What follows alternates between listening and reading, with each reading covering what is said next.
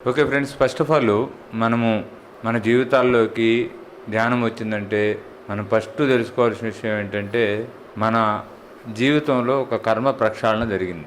ధ్యానం అనేది అందరి జీవితాల్లో అంత ఆషామాషిగా రాదు.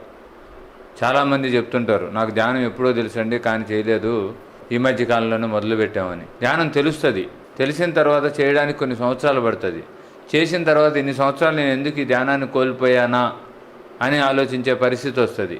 కానీ అప్పుడు చేస్తారంటే చేయరు, ఎందుకంటే మనం అనుకోగానే వచ్చేయలేము. దీనికి వచ్చాము అంటే ఆ స్థాయికి చేరాం కాబట్టి వచ్చాము. ఇక్కడికి వచ్చిన తర్వాత ఆ స్థాయి కోల్పోయి జీవిస్తే ఏమవుతుందంటే మళ్ళా ఎప్పటికో మళ్ళీ అలాంటి కనెక్టివిటీ ఒకటి వస్తుంది. మనం మన స్థాయిని తెలుసుకున్నా తెలుసుకోకపోయినా మనది ఆ స్థాయి. ఇప్పుడు వజ్రం అనేది తనకి వజ్రం అని తెలిసినా తెలియకపోయినా వజ్రమే కదా.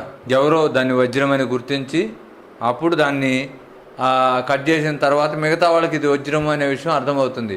అప్పుడు వరకు ఏమనుకుంటారు, దాన్ని ఒక రాయి అనుకుంటారు. కానీ ఆ వజ్రం గురించి తెలిసిన వాడికి తెలుసు అది వజ్రం అనే విషయం కదా.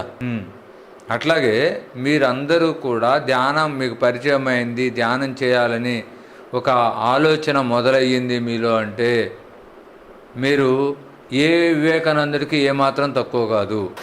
కాకపోతే ఆయనకి మనకి ఉన్న డిఫరెన్స్ ఏంటంటే ఆయన ఎప్పుడైతే తన స్థాయిని తను గుర్తించాడో తన సాధన వైపుకి వెళ్ళాడు.